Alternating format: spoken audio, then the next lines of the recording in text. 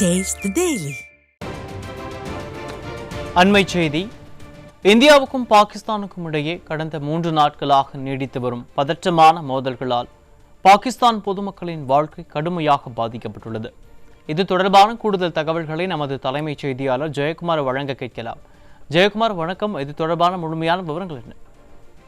வணக்கம் அருண் பாண்டியன். இந்தியா பாகிஸ்தான் மோதல் காரணமாக பாகிஸ்தானில் இருக்கக்கூடிய பொதுமக்கள் இயல்பு வாழ்க்கை பாதிக்கப்பட்டிருப்பதாக தகவல் வெளியாகி இருக்கிறது. அதே போன்று இந்தியாவுக்கும் பாகிஸ்தானுக்கும் இடையே கடந்த 4வது நாளாக போர் பதட்டமான ஒரு மோதல் காரணமாக பாகிஸ்தானில் இருக்கக்கூடிய பொதுமக்களுடைய இயல்பு வாழ்க்கை முற்றிலுமாக பாதிக்கப்பட்டிருக்கிறது. இந்தியாவுடைய பதிலடி தாக்குதல் காரணமாக கராச்சி உள்ளிட்ட முக்கிய பகுதிகளில் பாகிஸ்தானுக்கு பல்வேறு பகுதிகள் தீக்கிரையாக்கப்பட்டிருக்கின்றன. ஏப்ரல் 22ஆம் தேதி ஜம்மு காஷ்மீரிலே பகல்காம் பகுதியில் அப்பாவி சுற்றுலா பயணிகளை குறிவைத்து 26 பேரை பாகிஸ்தானிலிருந்து வந்த தீவிரவாதிகள் கொடூரமான முறையில் துப்பாக்கியால் சுட்டு கொலை செய்தார்கள்.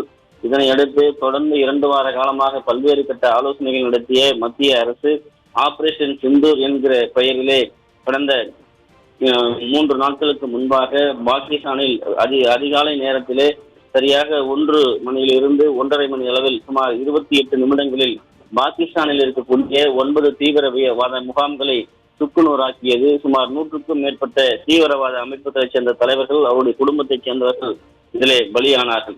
தொடர்ந்து பாகிஸ்தான் அரசு அந்த தீவிரவாத அமைப்புகளைச் சேர்ந்தவர்களுக்கு பாகிஸ்தான் கொடியை போட்டி பாகிஸ்தானுடைய ராணுவ மரியாதையோடு அங்கு இருக்கக்கூடிய அதிகாரிகள் எல்லாம் அவருக்கு இறுதிச் சடங்கு செய்ததன் மூலமாக தீவிரவாத அமைப்புகளோடு அவர்களுக்கு இருக்கக்கூடிய தொடர்பு என்பது பட்டவர்த்தனமாக வெளிப்பட்டது. குறிப்பாக பாகிஸ்தானுடைய பொதுமக்களுடைய அடிப்படை தேவைகளை சீர்குலைத்திருப்பதாக கூறப்படுகிறது. பாகிஸ்தானுடைய முக்கிய நகரங்களில் மின் விநியோகம் துண்டிக்கப்பட்டிருக்கிறது. இந்தியாவுடைய வான்வழி தாக்குதல் மற்றும் பாகிஸ்தானுடைய தொடர் தாக்குதல் காரணமாக மின் உற்பத்தி நிலையங்கள் பாதிக்கப்பட்டிருப்பதாக தகவல் வெளியாகி இருக்கிறது. பல பகுதிகளில் மின் தடை தொடர்ந்து நீடிக்கப்படுகிறது.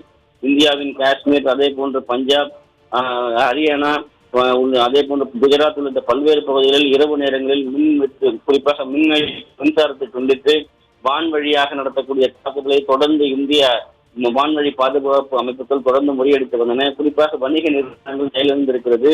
குடிநீர் விநியோகமும் பாதிக்கப்பட்டிருக்கிறது. காரணம், இந்தியா சிந்து நதிநீர் ஒப்பந்தத்தை நிறுத்தி இருக்கிறது. அதே போன்று சிந்து நதிநீரில் இருந்து வரக்கூடிய துணை பகுதிகளாக இருக்கக்கூடிய ஜீனப், அதே போன்று ஜீனம் ஆகிய நதிக்கரைகளுடைய நீர் அந்த வரத்தையும் குறைத்திருக்கிறது. பாகிஸ்தானுக்கு செல்லக்கூடிய அளவு மிகவும் குறைக்கப்பட்டிருக்கிறது.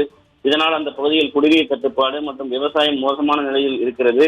பொது போக்குவரத்து முற்றிலுமாக முடங்கி இருக்கிறது. டீசல், பெட்ரோல் விநியோகம் குறைந்திருப்பதால் வாகனங்கள் இயக்க முடியாத ஒரு நிலைக்கு தள்ளப்பட்டிருக்கிறார்கள். விமான நிலையங்கள் மூடப்பட்டிருக்கிறது. ஏறக்குறைய 400க்கும் மேற்பட்ட விமான நிலையங்கள் மூடப்பட்டிருப்பதாக தெரிவிக்கப்பட்டிருந்தது. 400க்கும் மேற்பட்ட விமானங்கள் நேற்று ரத்து செய்யப்பட்டிருந்ததாக தெரிவிக்கப்பட்டிருந்தது. இந்த நிலையில் தொடர்ச்சியாக 32 விமான நிலையங்கள் மூடப்பட்டிருக்கிறது. காய்கறிகள், மளிகை பொருட்கள் கடுமையாக விலை உயர்ந்திருக்கிறது. இந்தியாவுடைய இறக்குமதி முற்றிலுமாக தடை செய்யப்பட்டிருக்கிறது. அதே போன்று அட்டாரி, வாகா எல்லையினுடைய போக்குவரத்து முற்றிலுமாக தடை செய்யப்பட்டு தீவிர கண்காணிப்பு உட்படுத்தப்பட்டிருக்கிறது. பாகிஸ்தானில் இருந்து வரக்கூடிய விமானங்கள் தடை செய்யப்பட்டிருக்கிறது. அதே போன்று இங்கிருந்து ஏற்றுமதி செய்யக்கூடிய பொருட்கள், அங்கிருந்து இறக்குமதி செய்யக்கூடிய பொருட்கள், பொருளாதார நிலையில் இந்தியா கடுமையான நடவடிக்கைகளை மேற்கொண்டிருக்கிறது. மிகவும் நெருக்கடியான நிலைக்கு பாகிஸ்தான் தள்ளப்பட்டிருக்கிறது. இந்த மோதல் காரணமாக பொதுமக்களுடைய வாழ்வாதாரம் மேலும் சிக்கலாகி இருக்கிறது. பாகிஸ்தானுடைய அரசு நடத்தக்கூடிய தாக்குதல்கள் என்பது மிக மோசமாக கேவலமான ஒரு முறையிலே துருக்கி போன்ற பல்வேறு நாடுகளில் இருந்து ட்ரோன்களை வாங்கி இந்தியாவின் உளவு பார்ப்பதும் இந்தியாவில் ஏவக்கூடிய நடவடிக்கைகளும் நேற்றைய முன்தினம் 50 ட்ரோன்கள் ஏவப்பட்டது. நேற்றைய தினம் 26 ட்ரோன்களை ஒரே நேரத்தில் ஏவி இருக்கிறார்கள். அதாவது அந்த ட்ரோன்களில் கேமராக்களை வைத்து உளவு பார்ப்பதாக ஒரு குற்றச்சாட்டு முன்வைக்கப்பட்டிருக்கிறது.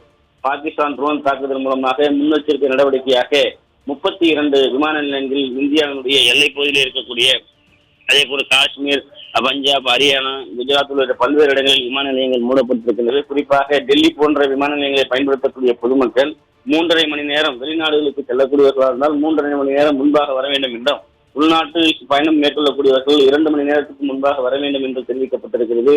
குறிப்பாக இந்த 32 விமான நிலையங்கள் 15ஆம் தேதி வரை மூடப்படுவதாக தெரிவிக்கப்பட்டிருக்கிறது. அம்பால், அவந்திப்பூர், புஜ், அதே போன்று பிகானர், சண்டிகர், ஹிண்டன், ஜம்மு, ஜெய்சால்மர், ஜோத்பூர், குலு மணாலி, லே, லூத்தியானா, பதன்கோட், பாட்டியாலானா ஆகிய விமான நிலையங்கள் மூடப்பட்டிருக்கின்றன. பாதுகாப்பு காரணங்களுக்காக இந்த விமான நிலையங்கள் மூடப்பட்டிருப்பதாக தெரிவிக்கப்பட்டிருக்கிறது. விமான நிலையங்கள் 3 மணி நேரம், ஏற்கனவே குறிப்பிட்டது போல 3.5 மணி நேரத்துக்கு முன்பாகவே வெளிநாடுகளுக்கு செல்லக்கூடிய பயணிகள் வர வேண்டும் என்று அறிவுறுத்தப்பட்டிருக்கிறது. ஏற்கனவே பாகிஸ்தானுடைய வான்பரப்பு தவிர்க்கப்பட்டிருக்கிறது. மாற்று பாதைகள் எல்லாம் செல்லப்படுகிறது.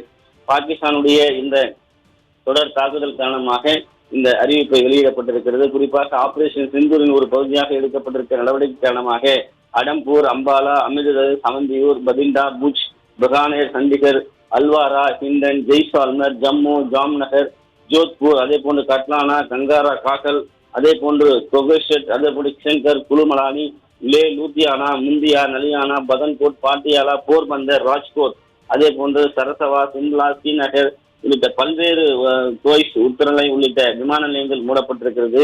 குறிப்பாக பாகிஸ்தானுடைய ராணுவம் மக்கள் வாழக்கூடிய, அப்பாவி மக்கள் குடியிருக்கக்கூடிய வழிபாட்டு தலங்களை எல்லாம் குறிவைத்து போர் நெறிமுறைகளை, போர் விதிமுறைகளை கடந்து தாக்குதல் நடத்துகிறது. அதற்கு பதிலடி தாக்குதலும் கொடுக்கப்பட்டிருக்கிறது. இந்த காஷ்மீர் அருகே நடத்தப்பட்ட ஒரு தேவாலயத்தின் அருகே நடத்தப்பட்ட தாக்குதல் காரணமாக அங்கு வசித்த 2 சிறுவர்கள் பரிதாபமாக உயிரிழந்திருக்கிறார்கள். மசூதிகளையோ, மருத்துவமனையிலேயோ, பள்ளிக்கூடங்களையோ பொதுமக்கள் தாக்காத வகையில் இந்திய ராணுவம் தொடர்ந்து செயல்பட்டிருக்கிறது. இந்திய ராணுவம் ஏற்கனவே கொடுத்த பதிலடியில் கூட தீவிரவாத முகாம்களை குறிவைத்துத்தான் தாக்குதல் நடத்தியது. ஆனால் ஜம்முவில் இருக்கக்கூடிய ரோஜரி பகுதியிலே அத்துமீறி பாகிஸ்தான் நடத்திய தாக்குதலில் அரசு அதிகாரிகள், அப்பாவி பொதுமக்கள் தற்போது மேலும் 3 பேர் என 5 பேர் இன்றைக்கு பலியாகி இருக்கிறார்கள். ஏற்கனவே 16 பேர், 2 பெண்கள், 5 பெண் குழந்தைகள் என 16 பேர் பலியாகி இருக்கிறார்கள்.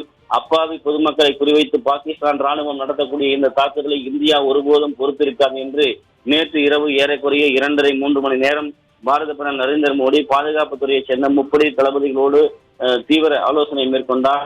போன்ற தேசிய பாதுகாப்பு ஆலோசகர் தோவலும் அந்த ஆலோசனையில் இடம்பெற்றிருந்தார். தோவல் மிக முக்கியமான ஒரு அதிகாரி.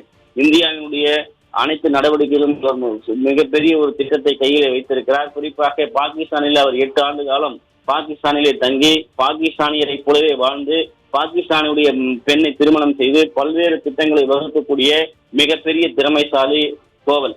அப்படிப்பட்ட அறிவாளியாக இருக்கக்கூடிய தோவல் தான் நம்முடைய தேசிய ஆலோசகராக இருக்க நம்முடைய படைகளுக்கு இருக்கிறார். அவர் வழங்கக்கூடிய ஆலோசனையுடைய அடிப்படையில் தான் மிகப்பெரிய அளவிலே பிரதமருடைய ஆலோசனையின் கீழே இந்த திட்டங்கள் செயல்படுத்தப்படுகின்றன. இன்றைக்கு நடக்கக்கூடிய இந்த தாக்குதல் பாகிஸ்தான் தொடர்ந்து இது போன்ற அப்பாவி பொதுமக்கள் மீது குறிவைத்து தாக்குதலை நடத்தினால் பாகிஸ்தான் மிகப்பெரிய ஒரு விலையை கொடுக்க வேண்டிய சூழ்நிலைக்கு தள்ளப்படும் என்பது குறிப்பிடத்தக்கது.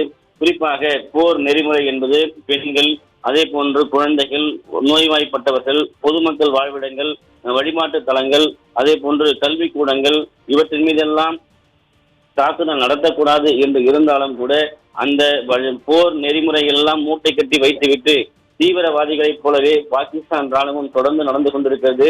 கடந்த 4வது நாளாக இன்றைக்கும் பாகிஸ்தான் ராணுவத்தினுடைய அத்துமீறல் என்பது உச்சகட்டத்துக்கு சென்று கொண்டிருக்கிறது. ஆனால் இந்தியாவினுடைய பதிலடியை தாக்கு பிடிக்க முடியாமல் பாகிஸ்தான் தொடர்ந்து எதையாவது செய்ய வேண்டும் என்கிற ஒரு ஆர்வ கோளாறு காரணமாக இப்படிப்பட்ட நடவடிக்கைகளை மேற்கொண்டிருக்கிறது. இந்தியா மிகப்பெரிய நாடு, மிகப்பெரிய பலம் பொருந்திய நாடு, பாதுகாப்பு துறையில் மிக நவீன கருவிகளையும் பாதுகாப்பு அம்சங்களையும் வைத்திருக்கக்கூடிய நாடு. நம்மிடம் இப்படி தொடர்ந்து இந்த மோதல் போக்கை கடைபிடித்தால் மக்கள் நலன் சார்ந்த இந்திய அரசு அடுத்தடுத்த நடவடிக்கை எடுக்கப்படுகிற போது பாகிஸ்தான் பெரும் விலையை கொடுக்க வேண்டியிருக்கும் இந்தியாவிற்கு என்பதை உணர்ந்து செயல்பட வேண்டும் என்பதுதான் இன்றைக்கு பாதிக்கப்பட்டிருக்கக்கூடிய பாகிஸ்தானுடைய கோரிக்கைகளாகவும் இருக்கிறது. இந்திய எல்லைப் பகுதியிலே அப்பாவி பொதுமக்களை குறிவைத்து நடத்தக்கூடிய இந்த கோழைத்தனமான தாக்குதலை பாகிஸ்தான் நிறுத்திக் கொள்ள வேண்டும் என்பதைத்தான் இந்தியா எதிர்பார்க்கிறது. ஆனால் மீண்டும் மீண்டும் அப்பாவி மக்களை குறிவைத்து தாக்குதல் நடத்தினால் பாகிஸ்தான் மிகப்பெரிய அழிவையும் மிகப்பெரிய விலையையும் இந்தியாவிற்கு கொடுக்க வேண்டிய நேரிடும் என்பதுதான் உண்மையான யதார்த்தமான தகவலாக இருக்கிறது.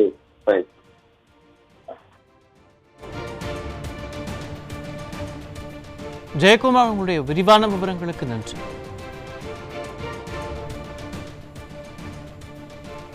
சர்வதேச மனிதாபிமான சட்டங்களையும் இராணுவ நெறிமுறைகளையும் பின்பற்றி மசூதிகளையோ, மருத்துவமனைகளையோ, பள்ளிக்கூடங்களையோ, பொதுமக்களையோ இந்திய இராணுவம் தாக்காத நிலையில் பாகிஸ்தானின் செயலால் பாகிஸ்தான் பொதுமக்களின் வாழ்க்கை கடுமையாக பாதிக்கப்பட்டுள்ளது என்ற செய்தியை பார்த்தோம் எனவும் தெரிவிக்கப்பட்டுள்ளது.